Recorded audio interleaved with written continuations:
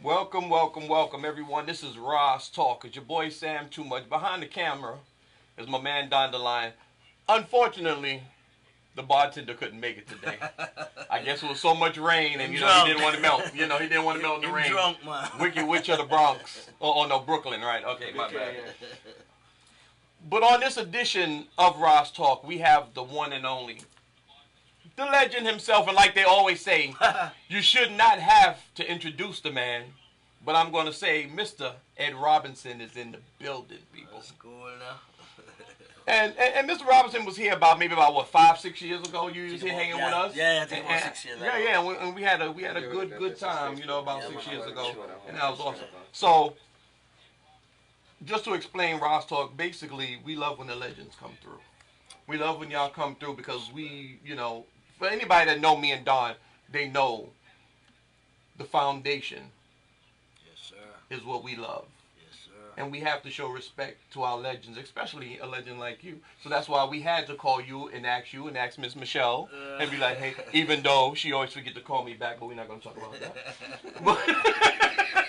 we're not going to talk about that, but I love her anyway because she was always very nice to me, and we had great conversations on the phone and stuff.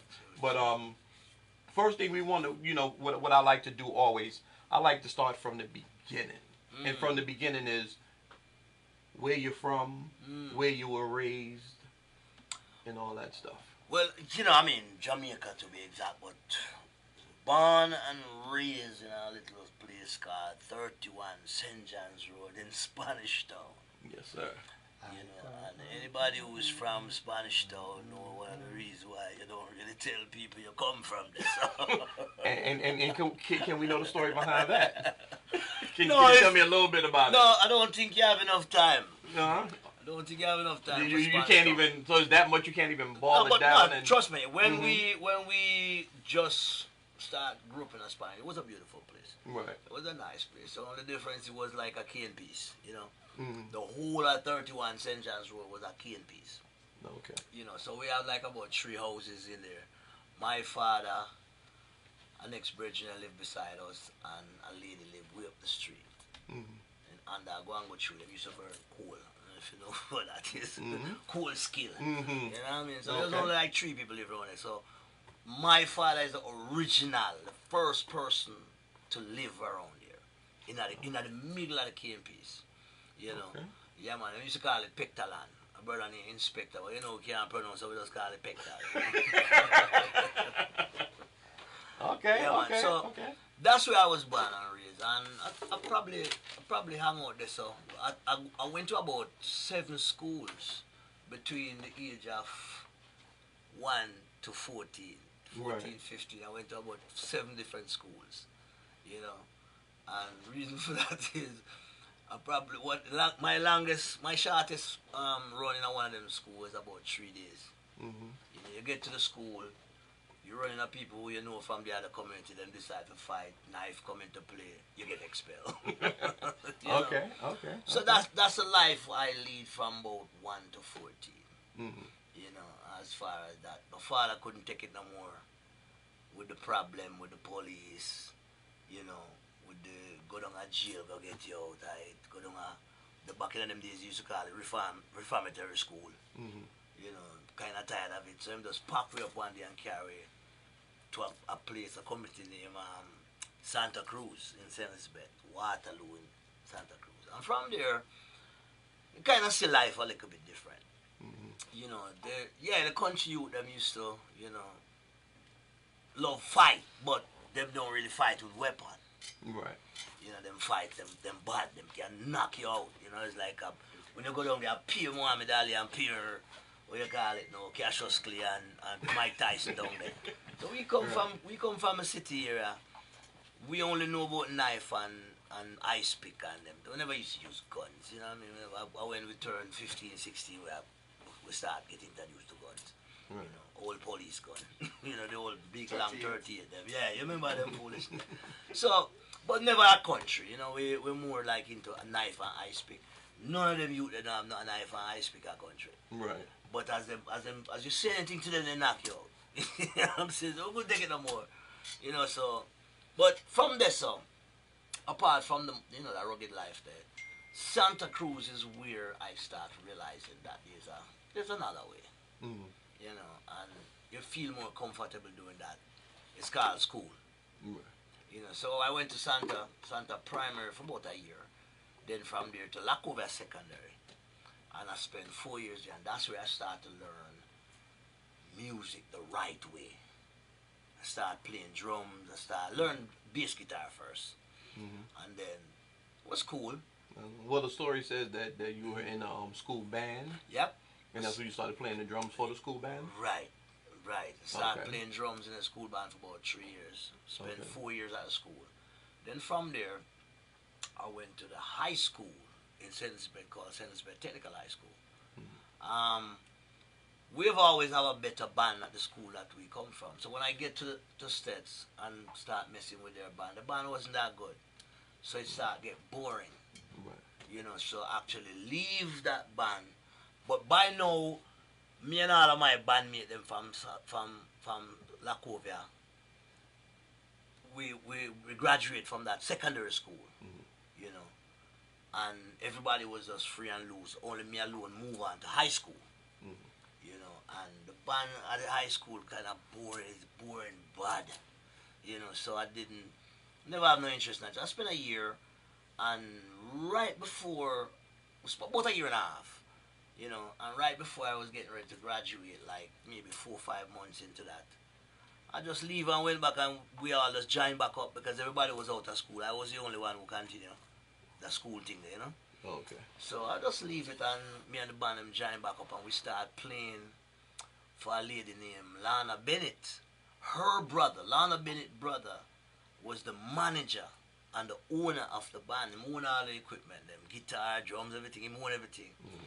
So we start with them now. So we changed the band name from the Kobe's to Black Heat, because the Kobe's was a school band. Okay. But the same set of four brethren, along with the teacher. So we start playing a band now named Black Heat. We rehearsed around a place named Taunton, near to Magazine, St. Elizabeth. And that was it for me. That was where I get my first paycheck. Did y'all record anything as Black Heat? Yeah, we record in a band room, but we never really record to put it out on the streets. Okay. But we started now to play to back up, a lady named Lana Bennett. Breakfast in bed. That lady name. Right. Who happened to be protege mother right now too. Okay. But them time the protege no born yet, you know what I'm saying? I'm still never thought of yet. Right. So we actually go through that whole rope, and then now Tony Bennett got us a job in Montego Bay as a resident band at a big club called Disco Inferno. We all of the legend them come in. When them come from America, them come play there. So we get to meet like Billy Paul and them kind of people, Teddy Pendergrass, them man, we get to meet them because we were playing in the tourist part and them out of the big concert part, so we are part of that whole thing, Right. Then from there, every man decided now to start venture out into bigger things, where we start playing in a bigger hotel band. The band start breaking up, and as usual, we kind of get used to money, and like I've always tell, look at you them, you're the best of friends when you're broke. When you have little money, but as soon as money start make, that's the great equalizer right there. If I'm not making the same amount of, cause watch this, I was the drummer / lead vocalist. The guitarist was the guitarist / lead vocalist. Bass player just play bass. The keyboard player just play keyboard. So naturally I'm expecting more money than them. Right. And that was what break up groups. That is what break up groups, because I'm doing twice the work. So it always happen. I mean, and I've been to other bands where it just like it's a reoccurring dream, you know what I'm saying? It's just happening over and over again.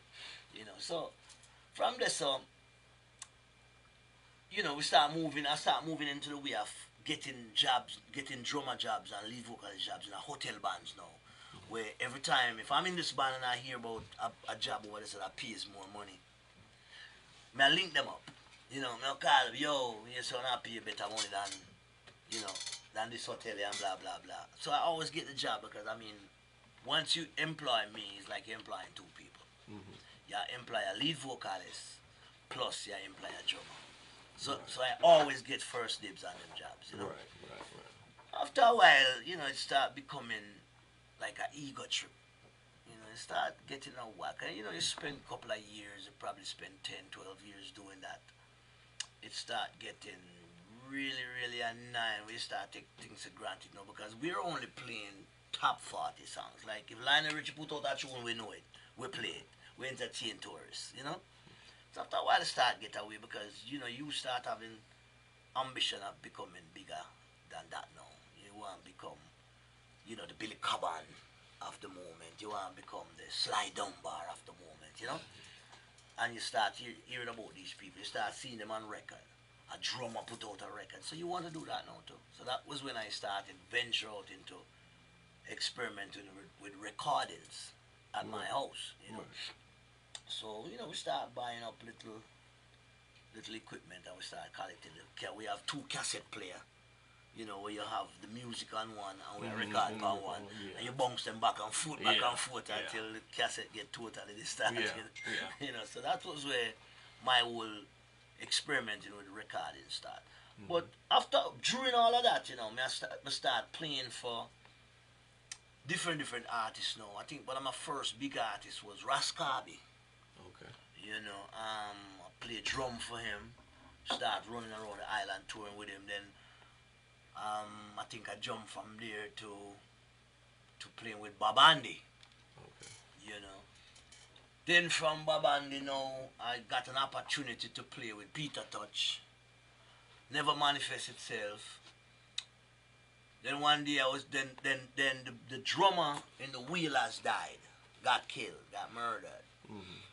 And Junior Marvin, you know, after all the Wheelers, you know, kind of come off of the scene, you know, kind of Bob Marley pass and all of that go down, and then Junior Marvin decided to put back the Wheelers together.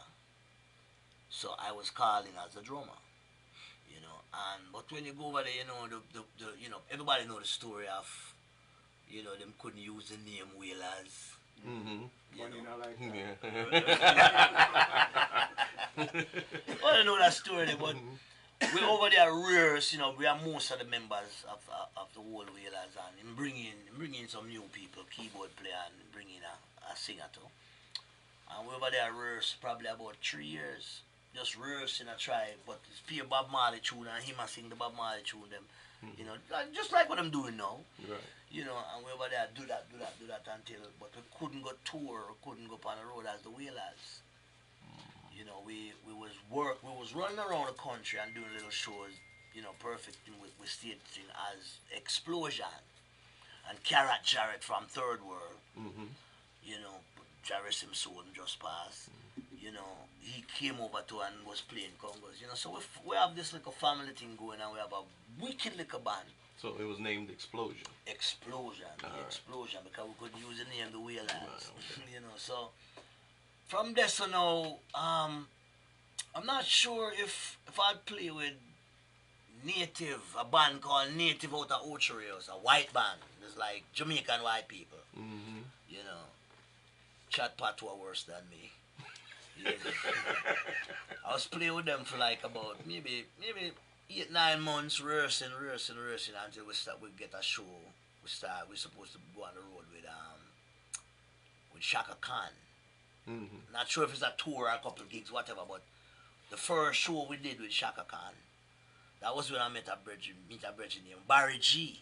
Barry G. You know, legend, Barry G. Man, meet a brethren that him was like on the rise and big, and you know, it was the hottest thing in Jamaica. He introduced us as a band right before Chaka Khan came on. So he was opening the show for Chaka Khan at Cinema One in New Kingston.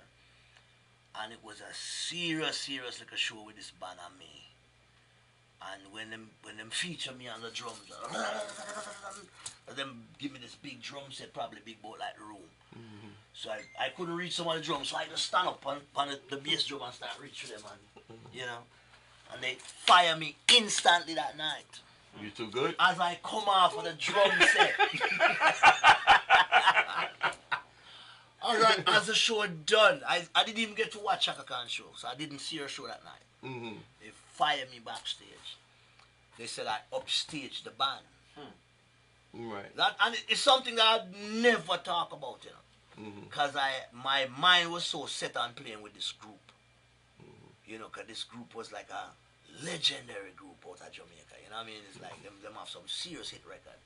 But a lot of people didn't know they were Jamaicans because it was all white boys. Right. You know, or half white, whatever they call it, but they look white to me. Yeah, because a lot of times you don't associate white people with Jamaica. Exactly. You know, don't. so the funny thing was like, I set my mind on playing with this group because I knew this group was about to fly. You know, they were signed to A&M Records. Big things are going for them, you know. They were definitely wasn't a Jamaican. You hear all of them records where them youth are playing now. Oh, you gotta be so. I look at tune. Them man they play them style of tune from way back then, at about 30 years ago. Right. It's the exact style of tune. If you research that group, it's called Native. They were playing that kind of music way back then. They was like 30 years ahead of them time. And that was my gateway out of, you know, as far as an artist is concerned. Yes, because I know eventually I'm gonna be a singer with them. You know, they fire me the same damn night. You know, and I think that was when I really get disillusioned with playing with bands anymore. Right. You know, because my mind was so set on this. This was it for me. Right. This was the gateway to major league success for me. Right. And them kicked me out of the band, and that was it for me. I was like, nah, no more of this foolishness. Nah. So when did the story about Sunsplash and MCA Records and all that come in? Okay. So I decided that I am going to go head on into studio recording now. Because by this time now, I'm beginning to start going to studio with other people, and was in the studio one time. Peter Touch was there, and hear me and play, and like, you're wicked, you know, you're good at what you do. Coming from Peter Touch, somebody who I idolize, I put Peter Touch up there above everybody. Because I just love him attitude. I love how him deal with things. And him just face out of this world for no reason. Him is just one of them man the way I just idolize and say, yeah, that brother there, you know? You know, nobody is about me. The music, yeah. But them personally, I never really meet. Them don't mean nothing to me personally, because, put it this way, as I get to you coming from somewhere, you only respect people when you're afraid of them. You know what I'm saying? And them man are too quiet for me, so I'm afraid of them. And Peter Touch, me afraid of. So he's respect like, but you know what I mean? Like, yes, father. You know? So put it this way, my brother, after all of that, we just decided, say, boom, recording, we're jumping out, you know? And I went straight into recording.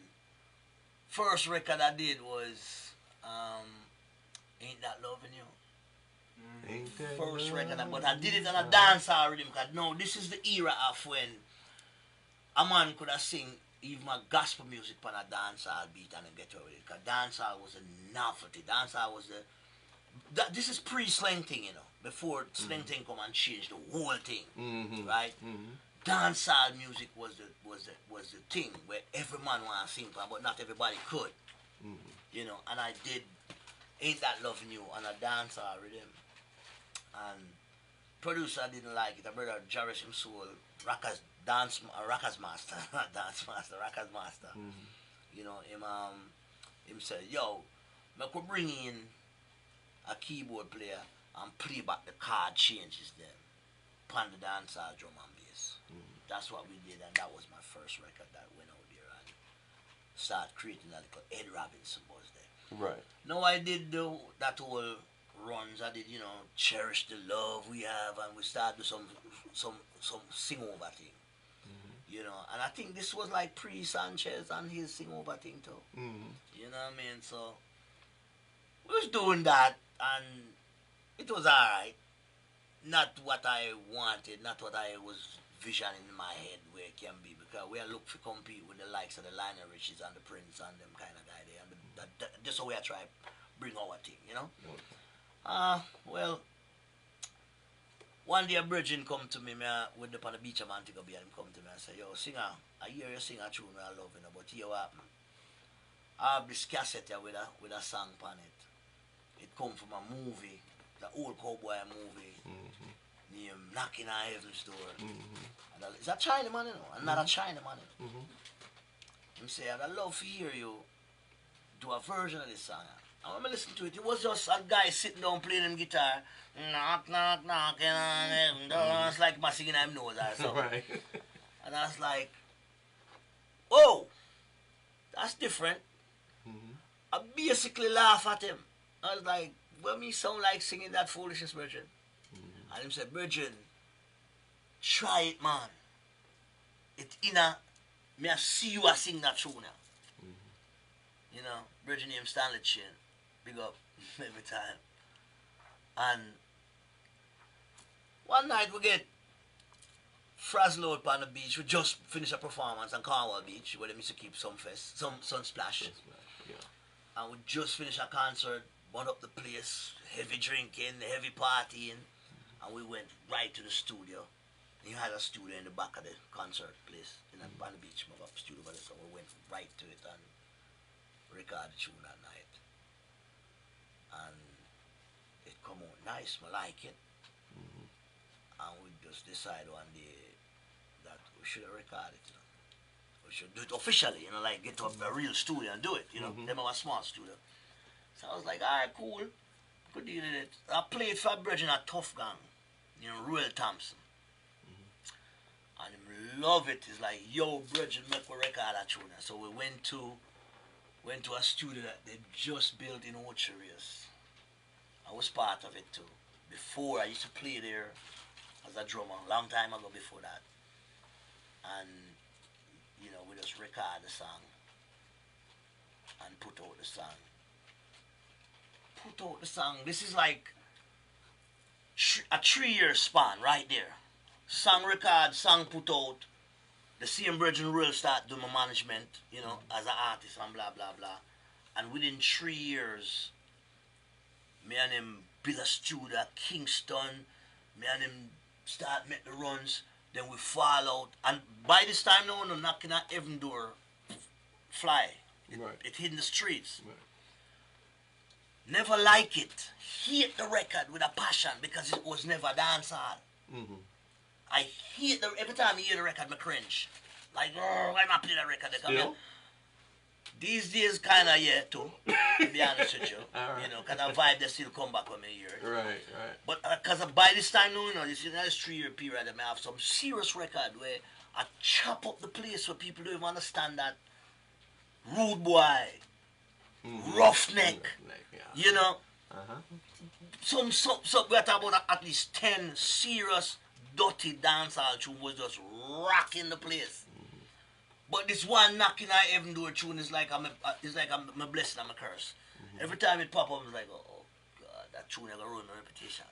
And you have to sing it at every event, don't you? If I don't sing it, I probably get some shandy. You know, but put it this way, King. With all of this happening right there, the song become #1. 3 years later, after we went about, that song was dropped from 1989, you know. And that song never hit until 92. Do you know that there's people I talk to today, and even if I say your name, they be like, that sounds familiar. But if I say Knocking on Heaven's Door, exactly, bam! Oh, that's who you interviewing? Okay, and I'm going to tell you why that is. I'm going to tell you why that is. By this time now, everybody's like, yo, video. I used to watch a brethren named Leroy Smart do videos. I went one time to a scene that he was doing videos because I started liking this whole video thing. And I went to the scene with him doing the videos and I was like, hell no. If that's where you have to go through for the videos, I'm not getting involved with that foolishness. It was just action, cut, come again, action. I was like, yo, B, we're not going to do this video. You know, but when you watch the video at the end of the day, to me, because from what I saw to what I was viewing on TV when it come out and wear it at and them things back in the days, it was just, it just looked phony to me. Just like, but I not that, you know, because I never know the editing thing and the processing and blah, blah. And that's why I think they look when I'm filming. So I just start to hate video, the link between filming it and showing it. I just start hate the process, and I hate the process so much that nobody, not even MCA Record, could get me to videos. Every time them say videos, I'm in Paris. As them say video, I'm in Denmark. As them say video, I just make sure I just find somebody calling me, yo, send me a ticket. I want to leave you something. You know? Because I hate videos, my brethren, so I'm not doing them. So it's true that you've only done one video in your lifetime? The first video I ever done was the Heroes video. Our Heroes. Wow. That's the only video he's ever done. Wow. First, and it take a certain amount of convincing by, you know, Michelle and the management at the time. You know, to convince me to get involved with that. Because I hate the process so much, brethren. Did you hate that process when you had to do the video? No, it was cool. The process was cool. And I think one of the reasons for that is the whole concept of me going through the legend and going through the songs that and was everything. My, Right. You know, I come up with that idea. That's how we should have do it. You know. Would you ever do a video again? I've been doing video probably up to yesterday or the day before yesterday. Oh, okay. So now you're doing video. Exactly. Oh, now you like video. No, I'm invested in the video industry. You know, but you see, as here's one of the tricks. What I always tell most new artists: just try and find somebody who you believe in, who you respect, who you care about, and see if them can guide you. Because that's one thing that I didn't have for umpteen years in my career. Guidance. I was guiding myself through. I was just navigating through the sharks and through the water. And the truth is, this reggae music thing, and not just reggae music, because I came here and I went into the hip-hop industry also. I was around Snoop and them for a minute. And let me tell you something. The music industry is a thing with a lot of sharks and piranhas and crocodiles and alligators. And sometimes you can be the prey. You know, or when you just coming out, you can easily be the prey. Facts. You know what I'm saying? It's like there's always somebody either, and nobody wants to get involved with you without an ulterior motive. Nobody wants to get involved with you without an ulterior motive. And that's where it's either you look like something I can make them some money, or you look like a new fish on the block. You know, it's one of two things. And it's not just with men, it's with women too. You know, you look like you can make me some money, or you look like a new fish on the block. You know, and it's as simple as that. But you have to have some kind of guidance, somebody you respect and trust, who help guide you through this thing. Because I was just guiding my way through it. And one of the weirdest things that I experienced as business, you can run into an office and there's 4 people in there that set up the meeting with you, and you go up there, you meet, 1, 2, 3, 4 of them. You never see none of these dudes or girls. You don't know them different from a doornail. Right. And you just look around upon the 4 of them, and there's one that you just not even don't like. You just hate that person there. And you never meet the person before, and the other 3 you just check for them and like how them are. You never hear them talk. But them, I think it's an aura, it's a spirit. And guess who's the one that's gonna push you up? The one you don't like. The one you don't like. Oh, you mean like knocking on heaven's door? Exactly. So when you in there by yourself, you don't have a manager, you don't have a liar, you don't have nobody sitting there with you, and you go like, yo, I don't like that girl, you know. See, you know, say, yo, my youth, chill. I would deal with them, my business people, them, I'm not the keyboard player. That's not the drummer. Because, see, that's where we're coming from. You walk in a room and you say drummer, keyboard, blah, blah, blah. Yeah, I don't like the keyboard player and vibe. I don't even like him vibe. Right. You know what I mean? And you can replace him. You can't replace that boss. You know what I'm saying? So we will walk in a business, in an office, in a record company office. Because I walk into MCA office and there's probably half a dude in there that I didn't like. And that's the first dude that's going to start giving you direction and tell you, well, this is what we're going to do. We're going to take you down here, we're going to record you, we're going to bring in Rick James Band, and we're going to play that reggae shit, and, you know, I can go sorry about that. You know what I mean? And I'm like, you know, something like that, brother, because here I come in to come tell you the direction where they want to carry you. Him going to tell me, okay, the video that we're going to do for Knocking on Heaven, because they're going to remake Knocking on Heaven Door, you know, the acoustic style that Bob Dylan make it. And they want me to go on the beach, you know, raggedy jeans, nice shirt, barefooted. You know, some rent-a-dread image. Right. You know, not knowing that I'm used to that rent-a-dread thing from Negril, Montego Bay scene. Them don't know what that is.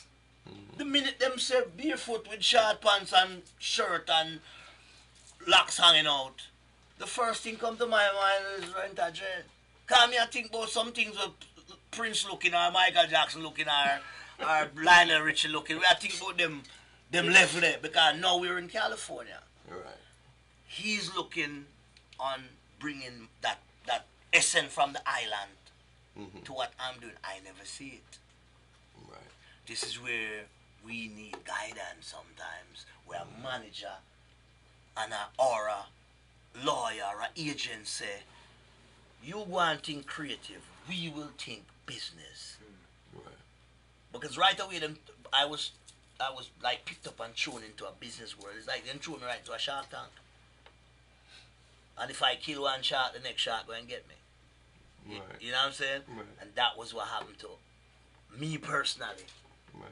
As an artist. And did that start with your first album, the Once Again album? I think it started before that album, you know. Because when I went back to Jamaica, I put out that album.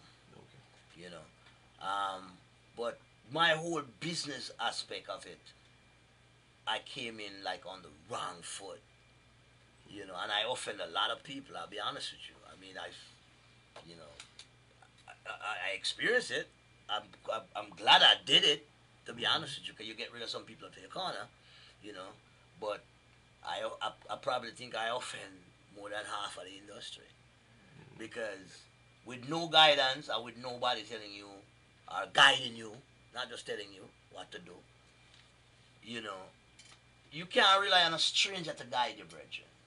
If somebody was sitting here and say, yo, all right, you talk about the music, we will talk about the business otherwise, and then I'll come tell you what we plan on doing. It would have been better because this is somebody who I trust. Right. But I was just here by myself. First time I meet with MCA, I had no manager with me. I have no lawyer with me. And not just me and them meet, and them everybody's like 4 people telling me what they're going to do. And I'm sitting there going like, whoa. First of all, I'm not listening to no. You know, because one of the things that reached me too, as an artist, by the time I get signed to MCA Records, all right, and I will tell you the story about how I got signed to MCA Records. I was performing on Sunsplash, right, this big thing, like, we don't have a little thing I know named Sunfest. Sunsplash was a place with 45,000 people in front of you. Sunfest, I think it probably have about maybe 10,000 people. But Sunsplash was the mecca of reggae. If you don't perform on Sunsplash, you ain't nothing. Okay. You're not saying nothing reggae-wise. I see many a big acts that we know and love come on Sunsplash and freak out when them see the people there. You know what I mean? Like nervousness, boom, kill them right there.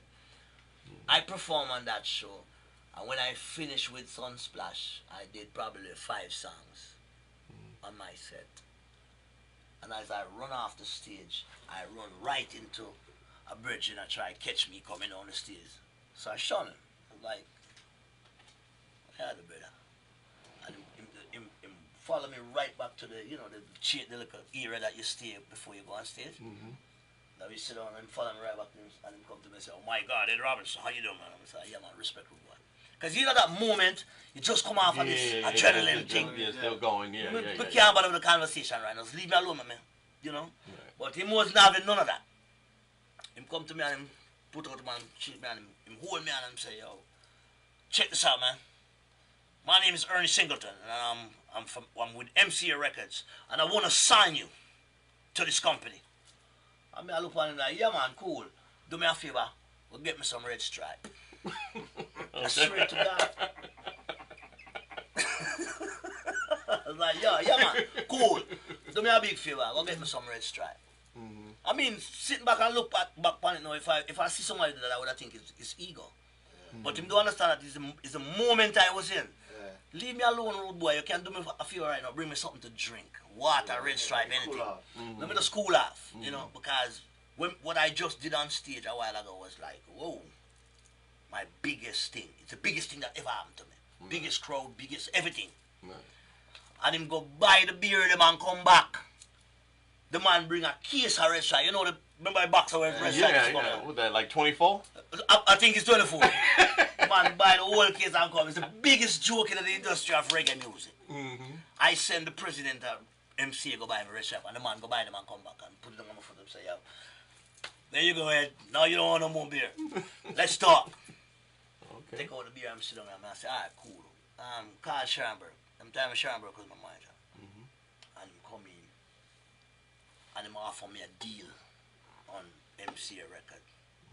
We discussed everything right there without a lawyer. This is how ridiculous it was. The deal was supposed to be $150,000. Back in them days. Them time there, everybody and them granny out of Jamaica get record deal. And that was my deal.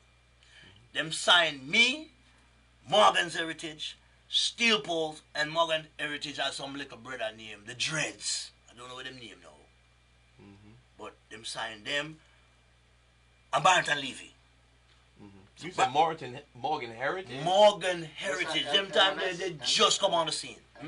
LMS, right? That was the... LMS, them name. But they used to be called the Dreads. That was their three little brothers away from Morgan's Heritage. Oh, okay. That was their brothers. Okay. Right?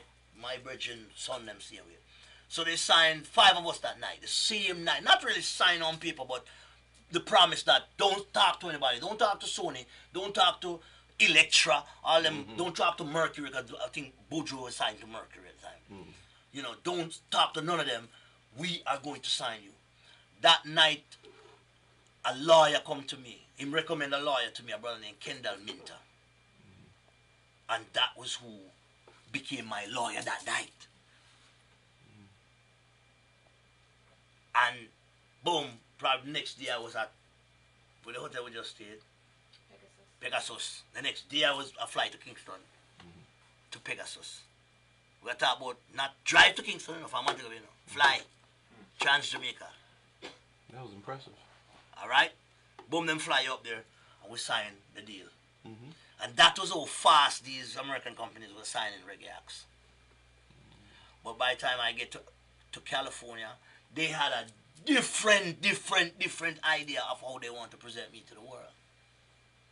Right. And it was not with the reggae that we now know and call reggae. It was the reggae that, oh, you gotta be so rude. That kind of reggae music. Right. I don't know where it crossed down my bridge, but to be honest with you, if I had people in my corner that could see that back then, the way they saw it, it would have been on. Yeah. It would have been on. The song that Barrington Levy did, Vice Versa Love to all the shit, was presented to me and I laughed. They present that song to me and I laugh at it. I was like, nah, man.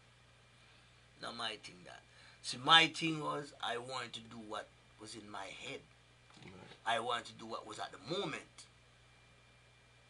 which was that little Dennis Brown style singing there on top of dancehall. Because I saw everybody was trying to do that at the time. And I know exactly how to do it. You know. So from back then, and all the things that was happening then, to what you learned afterwards, what do you regret? I don't have any regrets. That's so you don't regret that's the doing irony. That's the irony of it. I have no regrets. To me, it's like a laugh. It's like a laugh because I mean, I know what some of the things that I manipulated over the years come back right now to be a great benefit to me. Because one of the things too, I thought I knew the business. I thought I knew how it should go, and I didn't. So it forced me to actually learn the business side of it. Watch this. As an engineer, I mean, I used to do my own like engineer, and I went to California. I started working with, I started doing some engineering thing with a Virginia Howie T, producer. And we in the studio one day, and he was doing a remix for Madonna, And we in the studio one day, and you know, doing him thing, and the guy said to me, say, the chief engineer that was supposed to be there, didn't come that day, and I start doing it for Howie. I was working for Howie. I was doing it for Howie, you know. And he said to me, say, whoa, I like that bass, man, because you know reggae bass is totally different from everybody bass. Yeah. And I start doing the reggae bass thing, and him say, I like the bass, but roll off some of the 2K off of it. And I was like, what? And that was when I realized that I did not know the language. Right. I did not know the theory. I did not know the writings. But I have the ears for it. Right. And just because of that, I stopped doing it for a minute and went to school in Las Vegas. I went to a college thing in Vegas where I started doing the engineering class. That way where I started learning the real, you know, frequencies and 2Ks the language behind it. And compressor limiters and right. the language behind all that. Right. I know what all that was. I own all of that equipment. But I was working from ears. Right. You know, and one little street language, yeah man, love the oomph, man. Make it oomph kick that a little bit more, you know what I mean? Right. That's basically all we know. Right. So I didn't know, roll off some of the 2K, roll off some of the, you know, if you say high frequency, yeah, I know what that is. But that man say, roll off some of the whatever off of that. No matter about. Right. You know, so some things that I actually learned in this business, you know, was from the mess up that I mess up. Or you find yourself in a situation where you don't know what them guys are talking about. You know, you in a studio and two little guys sit down there, the engineer, and they must say, yeah, I like that, blah, blah, blah, blah. You're like, what the hell him just saying like? You know, I don't know what I'm talking about. You know, so that was when I decided, like, all right, you know what? I'm going to learn that thing the right way. I'm going to pay for them college courses. Because, you know, when I come from America, so we don't get no scholarship for going on, so I have to pay for it.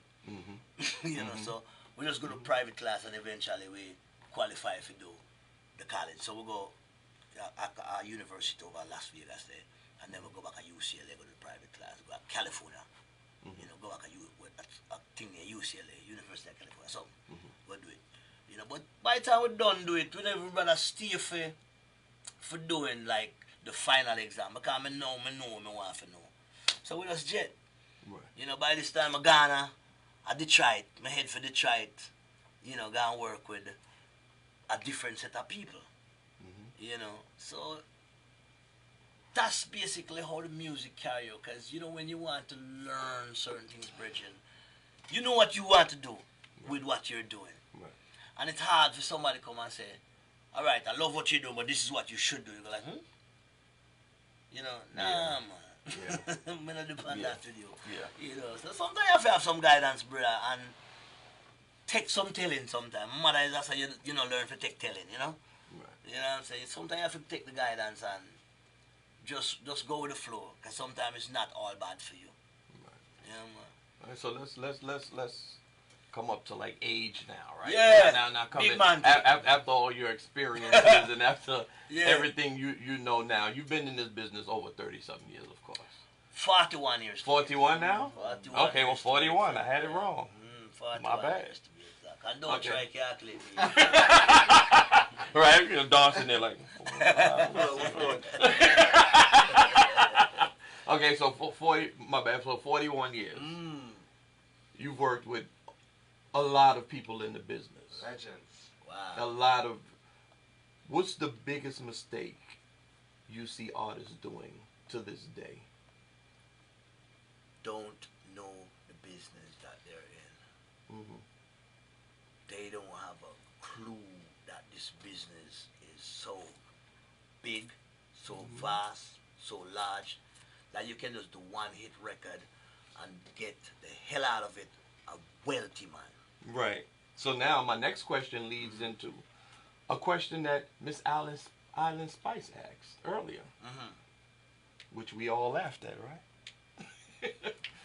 The question she asked was, is there anybody teaching these younger artists now about the business, about music? Jesus Christ. Anybody of any kind of notoriety or anything like that, that I don't think I know. I'm not saying no. I'm not saying nobody's doing it. But I don't know of anybody other than myself that will sit a youth down and say, yo, my youth, I know so it go. This is how it is. Whatever you want to do, do. But that's not how the business goes. Right. You know, this is exactly how the business is. Right. Or this is how the business goes. Because one thing for sure I can tell anybody, any young reggae artist, even hip-hop artists, because I do a lot of hip-hop people too. The music business, year to year, is never the same. Right. And some things that you learn in we're going to talk about 19. Something that you learn in 2016 don't exist no more. Right. That changed, totally changed. Right. And if that's how you used to do it, sorry, Buckwheat, but that's not how it goes. Right. These days. Because now you have people who assign people on that thing named the 360. This 360 deal. Which means if them sign you to a record deal, if you go there and start mash some potato, they might forget a piece of that action too because you signed 360. You understand me? And that's what really happened right now in the business. So it's not about just the music. It's not about the music anymore. If you go there and be a cameo in somebody's video and you get a change for it, they might forget some of that too. Yeah, you know, so when you learn, you have to constantly learn this business, my brother. Because I mean, up to today, I learned something that I didn't even know. You know, I didn't even know the man them never used to get paid before 1970. What? 1970? Huh? 1972, I didn't know the man them never used to get royalties up to that. And that's where the president of this country had just signed into law now, so that you now can get your royalties from 1972 back, not forward. Okay. Okay. I didn't even know artists never used to get royalties. You know, certain royalties, really, you know. Right, I didn't even know that. So every day the business change, and I mean today them just sign all of that into law. Today. So they're not getting back money, just whatever starts from today on. No, they're gonna get money from back then. Oh, they're gonna get money from back. Yeah. Oh, there'll be a lot of people with I some mean, money in their pocket, huh? I know Sound Exchange. When you just join Sound Exchange, which is a conversation that we need to have with these little youth nowadays about that part of the business there. When you just join that company, they look back. Don't call it what, retroactive. Right? They look back and see if any money is owed to you from what's split on the internet, because only Sound Exchange can collect money from internet play, which is like Facebook, this, that, whatever you play the music on. You know, whatever on the internet, not records, not CD, not cassette. Whatever you play on the internet, only Sound Exchange can collect that. Right? So when you just join, if you join Sound Exchange today, I think when I joined it, they look back 5 years and see what was there, and then they just collect all of that and send it to you. Oh, okay. You know. Okay. So these are some of the things where enough of the newcomer them or enough of the youth them who's still in the business that they don't know that. And even though you try and say to them, look, you join Sound Exchange or what that again, dada. Alright, you soon find out when you're broke. You understand? Because records don't sell anymore. CD, download, all them things, they're joke now. Streaming is where the money is. Only vinyl probably outrun. Yeah, we know what vinyl is, ladies and gentlemen. We do. Only vinyl now is probably selling, you know, like back then. But nothing else is selling. CD not selling, cassette now. What the hell is cassette anyway? You know what I mean? Them things they're not selling anymore. You know, so everything now is about streaming and placement of music in a movie. Everything is about that right now, my brother. You know, SoundClick, SoundCloud, all of them something there. That's where you're getting your money from now. And a lot of enough of the young kids them know it, you know. Enough of the little geek them. But it's more like the man them who geeky They more like the tuggy of them and the shot of them not really pay attention to them thing there. Them pay attention to the hype. You know, a man have a one tune and that tune is the baddest tune all over the world. And if him don't get a show, him not see no money from it. Cause I was at a show in Virginia at the Jazz Festival, and Frankie Beverly and Maze was on stage, and they flashed the light to the audience light to a certain side, and that certain side everybody had on white and caps, cause that's what Frankie Beverly wears on stage. He literally stopped and started crying. And he said, we haven't put out an album in over 25 years. And everywhere we go, we still sell out everywhere. That's how they make their money, because they know they can't make money anywhere else. Exactly. So they still touring, and no matter where you go. All right. If you notice that nowadays, everybody, as you sample a little from A to A point, you never reach B yet. Them come down on you like a bunch of wolves. Before that, you used to have 3 seconds of sampling? I don't know the timing, to be honest with you. I don't know how much time I whatever thing, but nowadays once you sample something, they're on you like white on rice, because the thing is, my brethren, that's where everybody's making their little loot from right now. Right. Notice that since Prince and Michael Jackson and Whitney Houston passed, you start hearing their music in commercial. A commercial about a cologne, a commercial about somebody eating some food. You start hearing the great Michael Jackson, Prince, and all them mother. And you never used to hear that in commercial music, because that's where the money is. Money is not on record sales anymore. You ever notice, even on I would say on like YouTube, you're aware that you really can't find a Prince record on YouTube? You can find him live. But I always wondered, how did he do that? My brethren, everything that you do, everything that those brethren does is controlled.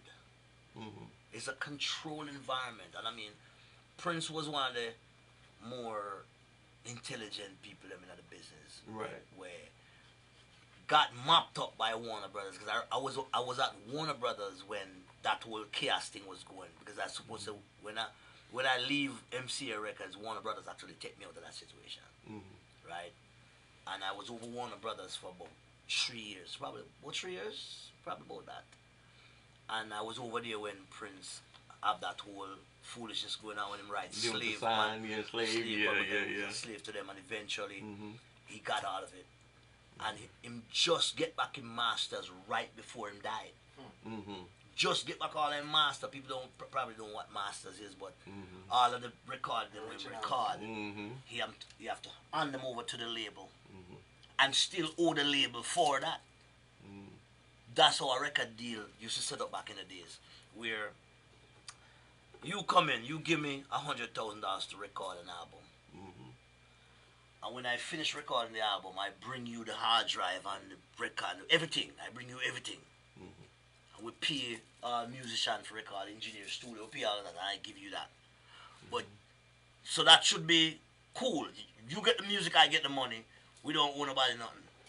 Not. No, you have the masters. You have the master, but I still owe you the $150,000. Right. So if you don't make back that $150,000 from that record, I'm not seeing a cent of royalties. No, I signed to you for 15% of that $150,000, or 11%. That was my deal. I got 11% as a new artist coming in. After you make back your $150,000, if you make $20, no, I'm entitled to 11% of that $20, not 11% of the $150,000. Yeah. And that was forwarded. Right. Exactly. Right. So I know you have the masters. I don't have no money. I'm only getting 11% of that $20 each time them sell a little record. That I get 11% of that. Understand? So at the end of the day, him get wise and him get smart and him get educated and him say, all right, you have now. When I get back on the money now, give me back my masters. So he didn't get his masters like about 2 weeks before him passed. He had just got back his masters. We're not gonna talk about that. You know what I mean? So this is how the business used to set up. Right. The record industry used to set up. You know, it's not set up in favor of us as artists. So it forces people like me now to actually learn the business, because that's the only way you're going to live. That's the only way you're going to take care of what you're supposed to take care of in life. Right. You know, like family and homes and, you know, people who you care and respect. You know, so with all of this excitement where you see an artist running with 50,000 hang around, and when you book an artist for a concert, him have 15 people when want to bring in and 35 when want to come watch him, and you have to give them 65 tickets. Well, you're doing an MC Hammer. Thank you. That's why you hear the foolishness where we get broke so fast. All right. You know, because you know, cause we spend more than we earn, Bridget. You know, so that's one of them things, my brother. Is artists need to know the business that you're coming into. If you are going to Wall Street, you have to know what's going on Wall Street. People come in a music business and don't understand what's going on in the music business, not music, you know. We all know what's going on in music because we can sing, we can play music, we can play keyboard. We all know what's going on with music. There's only 13 notes, not changed yet. You understand me? There's no new note that's invented, you know, and there's none that them take away, you know. Yeah. So it's from music invented until now is only 13 notes. So how do you feel about the state of reggae now? Is there a state of reggae? That's the question. That's the question. I'm still looking forward to seeing a reggae industry develop and come out of Jamaica. Right, because your wife said something earlier when we were talking about, what were we talking about? And you said there's no something when it comes to reggae? There's no reggae industry. Yeah, no industry. Right. Reggae has always been one of them genres that is controlled by a few. Well, you said it used to be. Yeah, it's controlled by a few rich guys. Now it's controlled by foreigners. No, because the reggae that we hear in, now that's coming out of us as artists, it's just there. You know, the real people that is running the reggae out in the world is not us. It's not Jamaicans. And it's kind of sad to say the number one reggae artist in the world is not a Jamaican. You understand me? So it's kind of rough to say that. When you go to places like Germany and places, it's not Jamaican that is headlining these reggae concerts. When you go to Japan, it's not Jamaicans that is headlining these reggae concerts. It used to be that way. It used to be that when Dennis Brown was alive, when you go to them places, Dennis Brown the king. When Bob Marley was alive, Bob Marley never used to do them kind of show. Bob Marley do Bob Marley show. You know, never used to do regular concert like, you know, World Festival and them thing there. And if him even depend on him at the headline. But you're right, because what's the show? What was the show? The ones that did Red Wine. It was a reggae. Yeah. It's a reggae show. Oh. They put Barris on before them. My virgin is something that I can explain, and I'm not going to even stop for take the time to explain. But I point finger at the reggae artists them. I point finger at them and say, you're a fool for this. It's all our fault, virgin, because it's at the end of the day, it's us as artists control that thing there, you know. If all of us would come together and say, all right, put it this way, all of us in here are reggae artists. Every time you perform, all of us, 1, 2, 3, 4, 5, 6 hours, right? We get $200 for the show. For example. All we have to do is put aside, right in the middle, so you put up 100, everybody put up 100. That is $600, you know. We use that 600 to put our own show. Right. So from then, anybody who want to employ with a show as a art, as a set, we have to say, all right, well, watch out. How much money we can make off of this thing? Yeah? X, no. We have a better deal going with the selfie, so look more here. All you can point with is point to the concert hall where we can imply it ourselves. We could come together and have our own industry. We never have to depend on nobody else. Since a certain ago, we don't have to depend on nobody else. Because we guarantee if 3 hours have a show. And when you have a reggae show, Bridget, and you have 15, 16, 17, 18 artists, you ever look at the poster and you can't see no space on the poster because one bunch of artists. How are these artists getting paid? Out of a concert to hold 4,000 people. Please explain that to me. That is what destroyed reggae music from long time. That was a destroy that reggae fraternity there from long time. And it a lead up to it, and I don't know if anybody did see it. Where you have one poster with 25 artists on it. Can somebody please explain that to me? How nowadays we only have a show with 4 or 5 artists in our place where holds 15,000 people. Notice that. Right. But once upon a time you have a place with 4,000 people and them have 35 artists on the show. Yeah. Yeah, that's kind of strange. And nobody never see that is leading up to something that is going to tear down the whole fraternity, my brother. Nobody never see that. Yeah, yeah. It's like the same way with people, especially in the hip hop and R&B party scene. They'll throw a party, but when you look at the back of the flyer, it's like 30 people that you can get tickets from. So I'm like, how does that work? And how do people make money? That is what destroy any industry, my brother. Ignorance there. The ignorance of Reggie, and it's like nobody's stopping to say, yo, it's about time that stop, man. That have to stop at some point. Or is it going to stop you? So why do you think it's not stopping? I think it's stopping them. You think so? Yeah, man, it's stopped, man. Yeah. Because nobody now have no money for waste like that. Who have money for waste like that no more? Unless he might try to sell himself, go to federal prison. You understand? Somebody with some serious money, right? Exactly. You know what I mean? Because why would you bring attention to yourself like that? And I mean, over the years, all these people with all this money just bring attention to themselves. For no reason, no apparent reason. And the real people, the real criminals, they're not bringing attention to themselves. You know, so them quietly just swim through. You know what I mean? But just like the whole foolishness of we're going on Jamaica there, is like everything just have to get loud. You see, once a hype they step in on a music, my brethren, once a hype they step in on any industry, and you see hype itself like that, it's gonna fall. Remember the housing industry? Remember how them hype themselves to the point that, oh, you got $5, you're working $5 a week, or you can get a house. Right. What are you, ignorant? Right. You know what I'm saying? Any industry that hype itself to that point, brethren, guarantee is going to fall. Yeah. True. Yeah, you don't make nobody tell you nothing. Once you see something going on, my brother, you see it start to have a hype, walk away from it. Grab what you invest in it and walk away from it. Remember the Ponzi scheme that used to go on in Jamaica? Remember the Ponzi scheme that was going on up here? Remember the hype behind it? Oh, yo, you give them money on $5, you get back $5 million tomorrow morning. What? What do you... B, keep that away from me. You put $5 in there and get 50 years tomorrow morning. You understand me? Right. And that will happen everywhere. But I think, you know, the ignorance of I and the ignorance of us will make with us fall for the foolishness that every time, brethren. And that's what happened to the reggae industry, brethren. And I mean, who not like it, that's fine with you. That's fine with me. That's fine with everybody. If you don't like it. But reality is reality, brethren. And let me tell you something.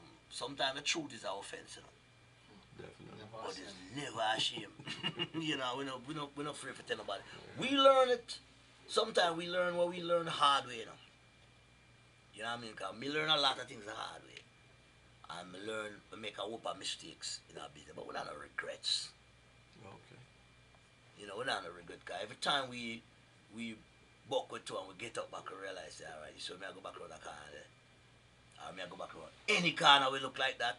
I go look down this time. You know what I mean? Because I just lick my big toe or something. Right. You know, because you learn from all your mistakes, brethren. You know, consider that a lesson that you had to pay for.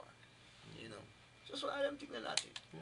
So you sitting back, and music come on, or you want to hear some music, newer music. Who do you want to listen to? I probably don't have a specific name of anybody who I want to listen, but I listen to everything. That's one of the thing I learned from a brethren named Warren G. Him said to me, say, yo, when I listen to some music one time, I go like, what the hell did I listen to, man? Him said to me, say, yo, let me tell you something, Jamaican. It's calm in Jamaica. Say, yo, Jamaican, check this out, B. listen to everything. Listen to even the wackest stuff them will come out of the street, because sometimes that's the stuff that you don't want to play. So you make sure when you play something, you go like, oh, this sound like that whack something that I listen to, man. I don't want to play that. Then you move on. So listen to everybody, because I listen to everybody. One of my favorite, believe it or not, you know, one of my favorite artists come out of Jamaica is Vibe Cartel. You do it fame right? Yeah. And one of the reasons why I respect him, I'll be honest with you, I respect his work. If you listen to him think different. He would take some of the music, you know. He's a man, he's probably one of the first DJ where take another DJ work and make it his. You know what I'm saying? I mean, you don't normally hear DJ in Jamaica emulate DJ. You hear singers that emulate singers, because I emulate Dennis Brown, I emulate Bob Marley. You know, I emulate Alton Ellis. But I hear Cartel do a Shabba Rankin song. Yeah. And make it him one. Yeah. You have to respect that. If you In the early 90s. Thank you. If you don't have to respect the man, you know, because I don't know the youth. I've never seen him in real life. You know, but by their work you shall know them. Just listen him work and you know me I talk about. The man work is like totally different from everybody else. So him lead a pack. You know, and if you can't respect a leader, Bridget, that means you probably is doomed to be a follower. You know what I'm saying? The man is a leader. You have to respect him for that. You know, so when we tell people that, okay, you know, you people talk about, yo, there's music and that music. Nothing wrong with the youth them music, you know. Nothing wrong with the youth them music. It's just the mindset of them. Because you can't be a gangster musician. You have to be the dumbest youth in the world to think that you can be a gangster musician, a street youth, a bad man, and still do music. My youth, on any given weekend, everybody know where they come pop you. Because you put up a concert with your poster on it. You're not going to show up? So if I want to know exactly which part to find you, I'm going to sit down out the door, wait for you with my car, while it down and pop you as you come out of it, your entourage and drive away. You understand me? So that's like the dumbest idea in the world. So if you're a gangster singer, don't mess with people, Dad. Don't even mess with your competition, because people don't understand that most time when you hear two, not just reggae, but the sensible one them. The competition between artist A and artist B is a planned thing. It's an industry plot. It's not a personal rivalry between these two dudes. Sell records. It's for sell records. Oh, you mean like Beanie and Bounty forever? Pretty much. Forever. Yeah, that is a personal. Well, for them thing is fun. Yeah, to be honest with you, for them thing is fun. But just people get caught up in the middle of it and think it was for real.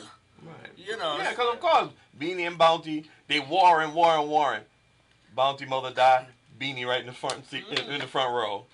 Hugging Bounty, this and that, they talking, and the next day. And who there over wedding and all them full shit. You know, you have to understand something, brother. Most of the time, the rivalry between two artists is an industry plot to sell records. But they make it so real because all of us are actors and actresses in America. We play a part. That's all there is to it.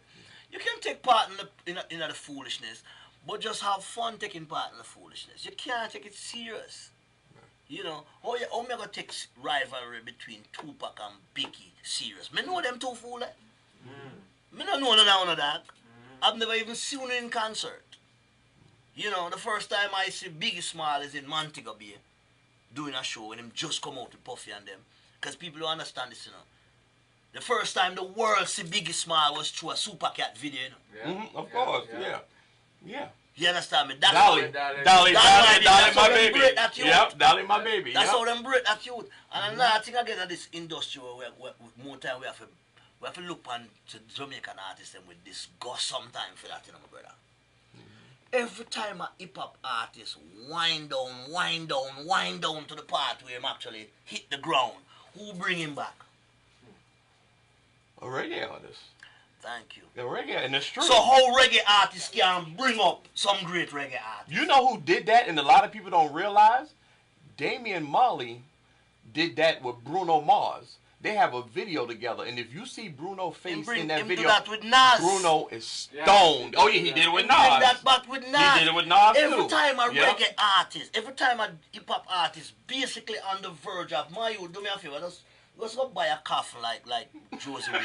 Right. Just go buy your own coffin, man. Cause basically I'm fine. Put your career in it, cause your career is out now, right? Go invest in a livestock or pig farm somewhere, man. Right. You know.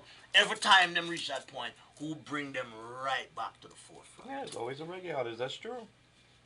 That's true. I see it all the time. Like religiously. But don't they go hand in hand? Huh? Reggae started hip hop anyway, so. Well, so they say, my brother. That's true. That is true. Yeah, that's what they say.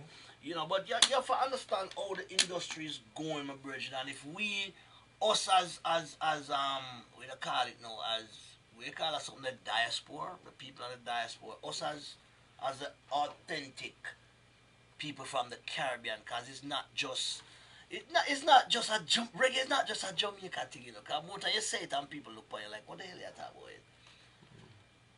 You see that thing that will make reggae known to be reggae, we go. Anybody know who invented it? Anybody know who come up with that something there? Where the man will do that something they come from? I don't. Trinidad. You should have known that.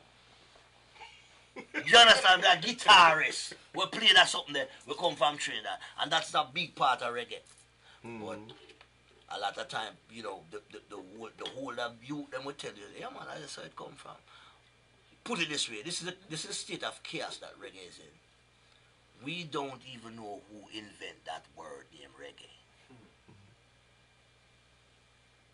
Every man will tell us, I made it do it, man. That man I do it, man. And it's just one big confusion. Mm-hmm.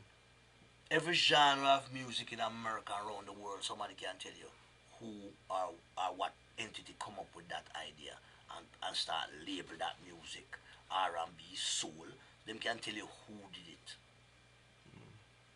The Motown sound, the stock sound. If you go back through the history of it, they can tell you where that comes from. We don't know who come up with Mento. We don't know who come up with Ska. We don't know who come up with Reggae.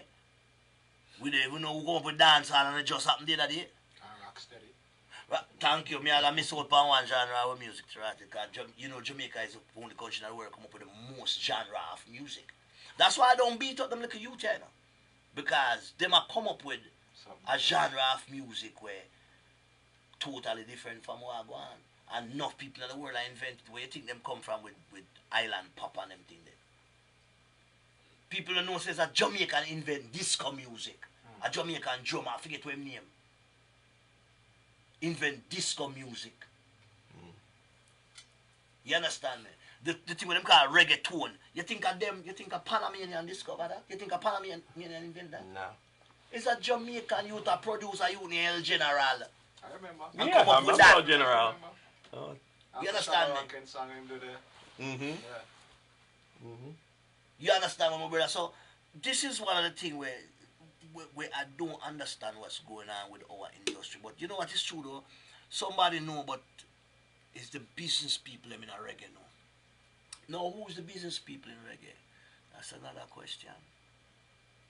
Who is the businessman in America? You know, like them saying in a Trinidad, them have, we hear them talk about all the way, I love you, them say, the soca mafia. yeah. Chinese mafia. Yeah. You know what I mean? It's like, who is the reggae mafias? Who control reggae? Chinese laundry. Well, I don't know. That's why I'm asking. You know, so that's my problem with the whole reggae entity, my brother. And I don't want to say the reggae industry because there's no reggae industry. Mm-hmm. I don't want to say that, you know, but I'd love to say it, to be honest with you. Mm-hmm. But the truth is, as artists, what we don't realize is we can own this business. We can own it. We can control it. Look what's going on in hip-hop right now. Look what's going on in hip hop right A now. lot of independent people coming out and making big money with no deals. You don't have to have a deal these days. I Record know. companies basically obsolete. Yeah, right but now. and that was the main thing. Everybody like, you have to have a deal to make No. big money. Not in today's. No, not You know, today. You don't. why we can't do that in reggae music? The thing is, we have to have a set of money. Mm-hmm. We have to have a set of money to set up our business. All of us as reggae artists, every last one of us is making some kind of money from this business. Every last one of us is making some kind of money. We can pool our money together. I can put $10. I can put up $10. You know what I'm saying? Right. The next guy over there so can put 5. Right. The next guy over there so can put 15. Right. The big man over there so can put 40. And it's gonna amount to something. Once we have that, you know, we probably can get a loan against what we are doing. And we can open our own little record label. We can open our own record, a building where we say, all right, in this or the studio there, in this or the distribution there, in this or all of that thing there, in this or the radio thing there, the streaming service there. Why can't we do that as artists? Because everybody want to get signed to VP. Well, I'm not too sure about that. Is there still a VP? I think there's VP. I don't know if there's VP left. And the last question, of course, I gotta ask, of course, what would be your, even though you kind of touched on it, but what would be your advice? Mm-hmm. You know, you always end up with that last question. What would be your advice to upcoming artists? Learn the business that you're coming into, man. You can't buy a car and you don't learn how to drive it. You're going to have to employ a driver. Mm-hmm. Or else you're not going anywhere fast. You know, or else see the Amtrak there, the train, the bus, jump on it. You know what I mean? If you want to go somewhere, you have to get a car for yourself. And if you get a car, you're going to have to learn how to drive it. Because sometimes you want to make a move and you don't want your wife to know where you go. Mm-hmm. And you don't want nobody to know where you go. So you just want to drive slowly and nicely and coolly and get there and come back. Learn, you're coming into this business, learn the business that you're coming in. Because it's a business. It is not just a thing where you go do a tune and bust the tune and run the place. You know, this is not the era of Sean Kingston. Right. Right. You understand? Right. You know, you're not just the one tune and you're the richest man in the world. No. Stop watching these YouTube fools, man, and believe, say, one tune I'm rich. Mm-hmm. You know what I mean? It don't work so that. You have to work over a period of certain time and set up your thing as a business. Because it is a business. You know, it is a business, Rastaman. So that's the only idea I have to give them, my brother, because you don't have to learn music anymore. To be honest with you, don't waste your time. Mm-hmm. You know, it would help if you learn how to sing, yeah, fine. You know, but I guess that's natural talent, and if you have a style, to be honest with you, you don't have to learn how to sing. Mm-hmm. If you have a style, because style is what really run the thing right now. Because every time you turn around, it's an era, right?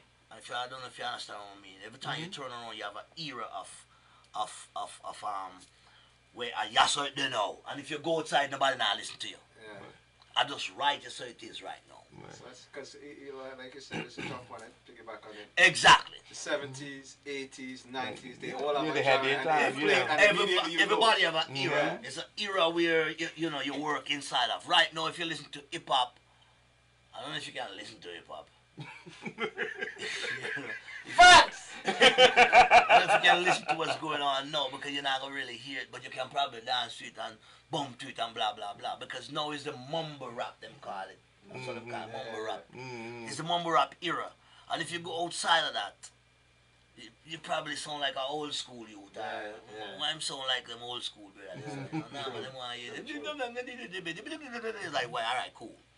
We get it. You know, because there's an audience for it. Right. There's an audience for it. They might be intelligent, they might be smart, we don't care. But there's an audience for it. So if you invest in that, you have somebody to stream this music to. Right. You know, and if you don't think I'm telling facts, brethren, go check your daughter streaming.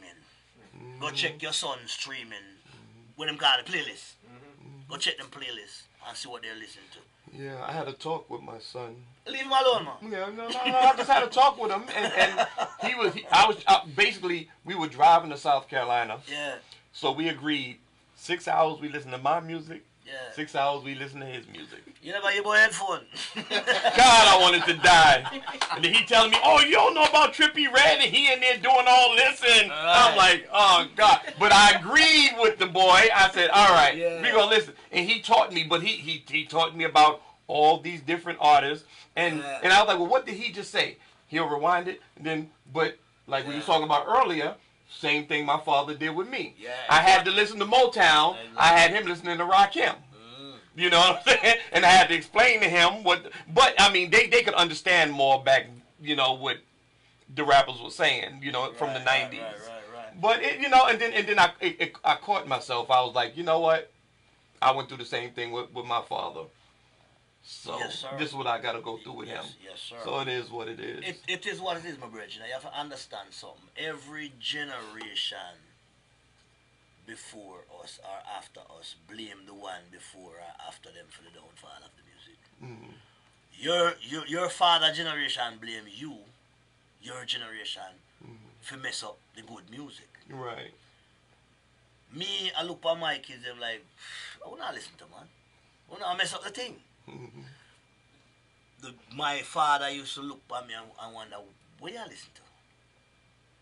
You never hear about this man, Decker. When you there, boy, you listen to Peter Touch. Can I eat that? When I sing about brand new second hand girl? Come on, man. It makes sense. Exactly. So now we're going to point at the next generation for the downfall of music. There's no downfall or nothing. They're just doing their thing. That's their mentality. That's what them know. Right. Remember, them have what you call it something, iPhone and Android and all them things. What we had, Bridget, beeper. Back. Let me tell you something. Back, and I remember back when you had if somebody had a beeper, they was a drug dealer or they was a doctor. After that, everybody can get a beeper. Then after that, you get a cell phone. Two-way pager. Yo, you forgot already two-way pager. Oh, the click. Yeah. Then after that, you get the old school cell phone. You got to be a drug dealer or a doctor. Now you could be anybody to have a cell phone. It's just a new thing, Rasta. Not change. It's just a new thing. Because what we used to do back then for make music, every time we want to go in a studio for make music, we have to call the drummer, the BSC, the keyboard player, and probably two hands man if you have a nice guitar in your pocket, right? And the singer going, and everybody sit down in there. Because remember, I said we only have 4 tracks now. So all the musicians will play upon 2 tracks. You sing upon 1, and the background singer them sing upon 1. So we have 4 tracks to mix down. Seeing, this is my era. Before that, them only have 2 tracks. Everybody have to play and record at the same time if you mess up a gunshot. You know what I mean? A man with a box it down if you mess up because you're country boy, you come from country and you come mess up, but you know how much money man pay for the studio time, yeah? You know what I'm saying? So every era of them thing, brethren, and you fit in that era. Make your son and your daughter them fit in for them era. Don't try beat them out of it. You know, don't try bully them out of it because that's their era. You see the era after them, where feed them picnic come giant. That's the karma we are going to reach them. I can only imagine, man. Because the karma we reach, we, you know. Right. Is where our father used to tell us, oh, I'm telling you, man. But we just have to let them know, too. Yeah. That is just entertainment. My brother, Stop listening to what these kids are saying. But the good thing is they can't hear what they must say. But the good thing is, my brother, remember now, there was once upon a time where you hear a DJ. And once you hear that DJ, you can tell exactly where it come from, When you hear Sean Paul, you know say Sean Paul was not ghetto youth. When you hear Shabba Ranks, you know say it come from it. When you hear Bounty Killer, you know say Bounty Killer come from there, so. You know what I mean? Because the man them do the alright, back when you hear rappers, you know which era, which state them come from. Right. When you hear a New York rapper, You know same as a little corner youth. When you hear the Virginia rapper them, you know it for them culture. When you hear Atlanta youth them, when you hear Texas rapper them, you know exactly what. When you hear LA rappers, you know say LA them. So every one of them thing is just an era. And it's the era where you come from. You bring where you learn. You know, you don't expect Tupac to come rap like him come from Jamaica. Once you hear him rap like him from Jamaica, you know say, you don't come from Jamaica, what take the brother, man? You know what I mean? You know say he's an imposter. You know what I mean? So leave it alone, my brethren. Just if you listen to a style of song and you don't like it and you don't enjoy it, don't bother with it again. You know, I listen to a little youth from the other day. I think I see a whole heap of foolishness with them before I hear any record. Therefore, you see them first year when I'm record. I'm like it. A little youth call himself 6ix9ine or something. Oh, 6ix9ine, yeah. Yeah. Yeah. Exactly. Yeah, 6ix9ine. Little Mexican kid. He has 6ix9ine written on his face. He has different colors in his hair. Always getting in trouble. Yeah. But that's his thing. That's how him get name out there. And him is one of the biggest rapper outside of America. Him just start bossing us now. Right. Just start bossing. He's from the Bronx. I think I Brooklyn. Yeah, one of them too. But Brooklyn, you're right, Brooklyn. But truth be told, I've never heard his record. But I just see him shenanigans. And that is what is selling these days. That is what getting them across, because right there on the internet, because the internet is a whole new playing field in them, my brother. Instant access. It's a whole new playing field in them. Right. You understand me? The other day, I hear Eminem put out a record. I'm going to go, hold on. But me never hear it yet. Boom, we go for listen to it. You know what I mean? Once upon a time, we'd have to go to the record store, and them said they run out. I'll have to wait for the next week before we hear that record. Right. Can't instant accept it, but I hope the radio play it. this is why a lot of Jamaicans are do now too. But they're not cashing in on it. They're not doing it from a business thing. Them are do it. Few of them are do it from business, you know, like the bloggers them. Them are do it from them get the game. Right. But what we want is every Jamaican artist, the whole Jamaican, don't want to say industry, but I really want to say the Jamaican reggae industry need for cash in on that thing there. And don't make it work like once upon a time where this man a collect, that man a collect, every man a collect, and when you come check him say, boy, I never collect none. You don't have to go check no man now. You don't have to go ask no man now how much records sell last week.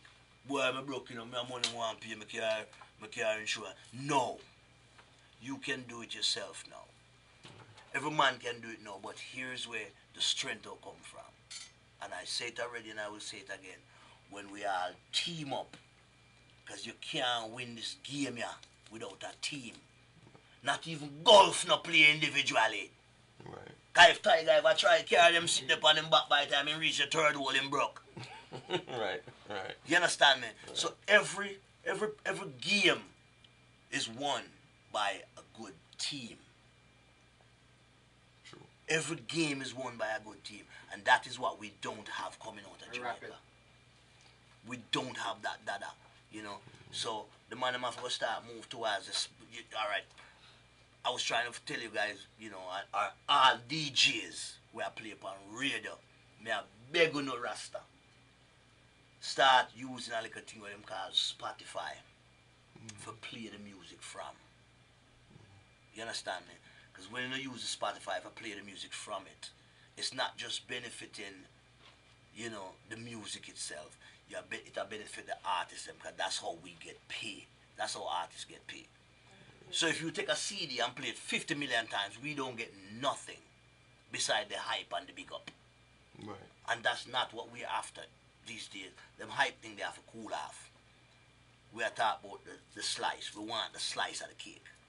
Okay. You know, we want, so as a matter of fact, forget the slice of the cake, give it the recipe. Right. We bake our own damn cake. Right. You know, we need the man to start playing the music from the streaming services, so the money can regenerate back to the artist and back to the company them that control that artist. Because that's how the money comes back to us as artists. You understand me? So please DJs, I beg on a Rasta, when you know call people, oh send me the CD, no Rasta man. We don't make CD no more. See? Please go to Spotify or one of those streaming sites that you play the music from. And that's when they won't shut it down on Facebook and them something there. Because we not play it through the streaming service. So we naturally generate revenues back to the company, and then some of the revenues come back to the artists. Mr. Ed Robinson That's said why I it. say, learn business, Rasta. Or else you don't get shut down again. He said it. So this was another, when I say another, edition of RAS Talk. With the one and only, the legendary Mr. Ed Robinson in the building. Bye. I appreciate you coming, sir. Anytime, Bridget. I appreciate you Yes, having sir. me, Bridget. Yes, sir. Yes, sir. Yes, Give sir. Thanks, man. Before you leave, just look to the camera and get your media connections. Yeah, man. Well, you know it, go. We're upon the usual suspect, the Facebook. You know, says, just go to Facebook and put in Ed Robinson. Or just Google me at Ed Robinson Reggae. And you'll definitely find phone numbers. You'll definitely find address there, so you come check me. You know what I mean? E2 Recording. E2 Recordings. Right. You know, the address of the recording studios there. We also have an internet radio station like you guys have too. E2onair.com. You know what I mean? So just Google it, Virgin and Sister, Ed Robinson Reggae. Or just Google Ed Robinson or Google knocking on every door. Everything definitely come up from there. Yeah, man, you know, but that's it. That's basically the link, my brethren. It's not hard to find. We appreciate y'all watching, and we catch you next time on RAS Talk.